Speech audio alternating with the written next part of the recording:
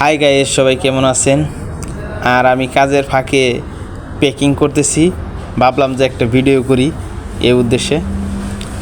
দেখেন মালগুলো আমি সাজাইতেছি, কোন পালে মালটা মেশিনে দিলে ভালো হবে প্যাকিংটা, ওই ফেলে আমি প্রস্তুত করতেছি মালটা। এখন সাজিয়ে অলরেডি আমি মেশিনে দিয়ে দিলাম। এখন মেশিনটারে আমি ওই ভালোভাবেই করে নেব পেপারটা, কারণ প্লাস্টিকটা যদি নাই করি তাহলে দেখা যায় যে এখানে হাওয়া ঢুকে। করে আমি সুইচটা অন করে নিলাম, বাটামে চাপ দিয়ে।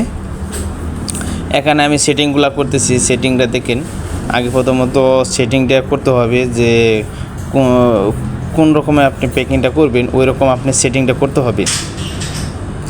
আর যাই হোক, সেটিংটা করে নিছি অলরেডি। দেখেন এখন আমি মেশিনটা অফ করে দেব, বন্ধ করে দিলাম। আমার প্যাকিং কিন্তু অলরেডি হইতেছে। দেখেন এখানে 0 থেকে 100 পয়েন্ট পর্যন্ত উঠবে, আবার ওখান থেকে আবার নামবে। অলরেডি ফিউজ আমার প্যাকিংটা হয়ে গেছে। দেখেন এখানে কোনো হাওয়া ঢুকতে পারবে না।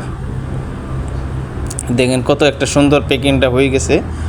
এরকম করে প্যাকিংটা করলে আপনি দেখা যায় যে মালগুলো অনেক দিন থাকবে। হয়তো ফ্রিজে রাখেন, যে কোনো জায়গায় রাখেন, মালগুলো অনেক দিন থাকবে, যে হাওয়া ঢুকবে না। এই জিনিসগুলো আমি প্যাকিং করছি মূলত। দেখেন আবারও আরেকটা প্যাকিং দিয়ে দিলাম।